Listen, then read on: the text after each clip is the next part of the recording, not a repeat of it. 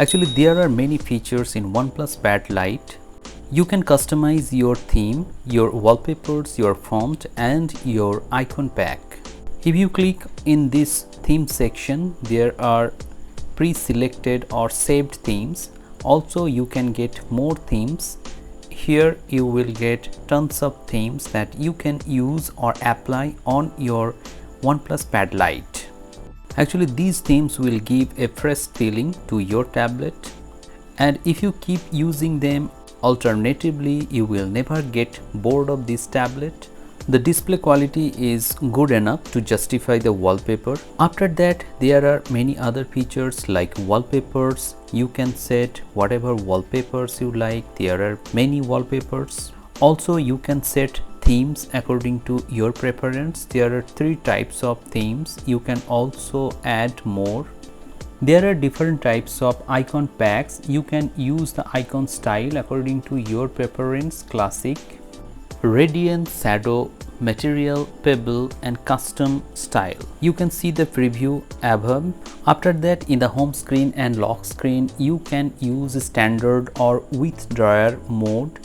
If you click on with drawer, it will show the drawer, and in standard mode it will show like iPad, and there will be no app drawer. After that, there is option of double tap to lock or unlock the screen. By default, this feature is not enabled. You have to enable it. This is actually a very useful feature.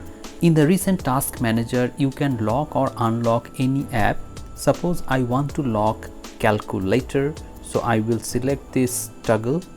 After that, I will open calculator app. Now you can see that calculator app is already locked here. So in order to unlock this, you have to go again into the settings and then you have to unlock it. And now you can see that no longer the app is locked.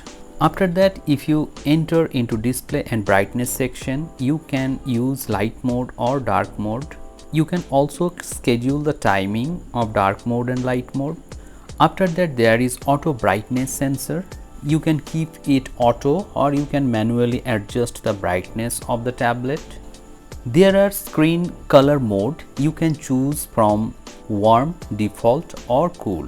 Normally the tablet is on the cooler tone.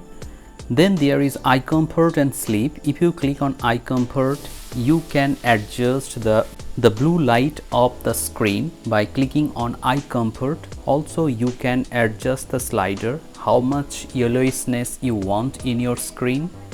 Also, you can use black and white screen. If you click on this, you will translate or transform the screen into black and white. In my previous video, I have talked about the display settings, so I am not elaborating those settings here. If you go into notification and quick settings, the first option that you will have is status bar. You can customize the status bar, and also there are battery styles. You can use vertical, horizontal, loop or do not show battery indicator. After that, there is battery percentage. There are 3 options: inside battery icon, outside battery icon or do not show the percentage of battery. You can enable the real-time network speed. It will show at the top, as you can see here.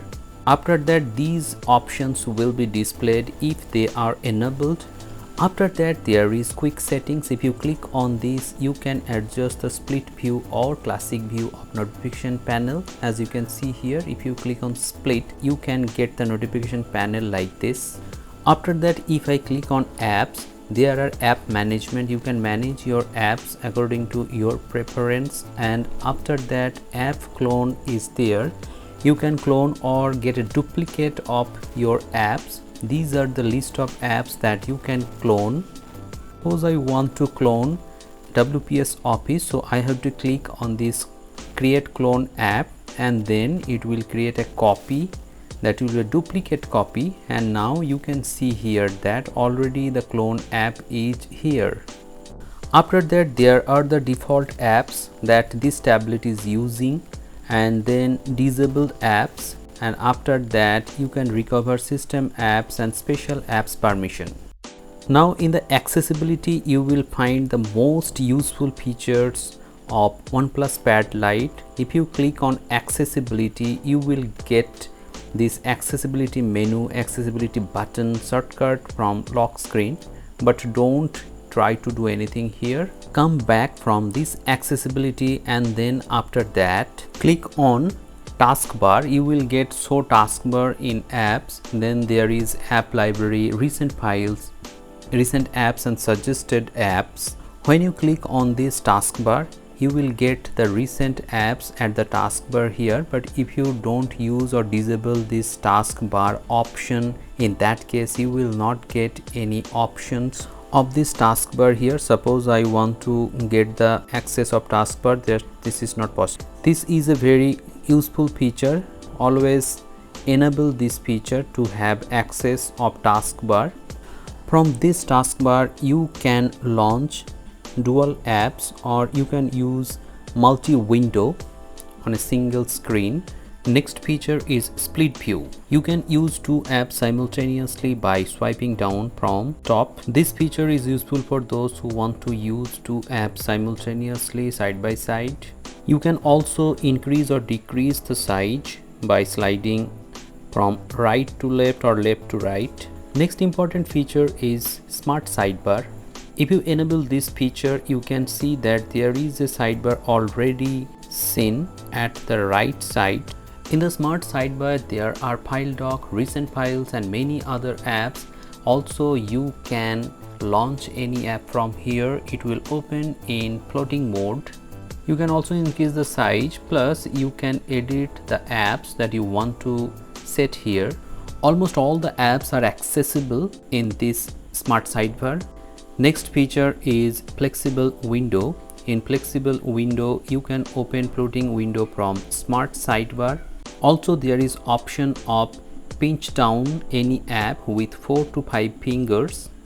Suppose you are using Chrome app and you want to minimize it. In this way, you can minimize this app and you can use full screen then. And if you want to again minimize it, you can do this using your 5 fingers or 5 fingers. Next feature is taking screenshot. If you want to take a screenshot, you have to click on this screenshot. Here are 3 options there. With 3 fingers swipe down, you can take screenshot. Also 3 finger touch and hold.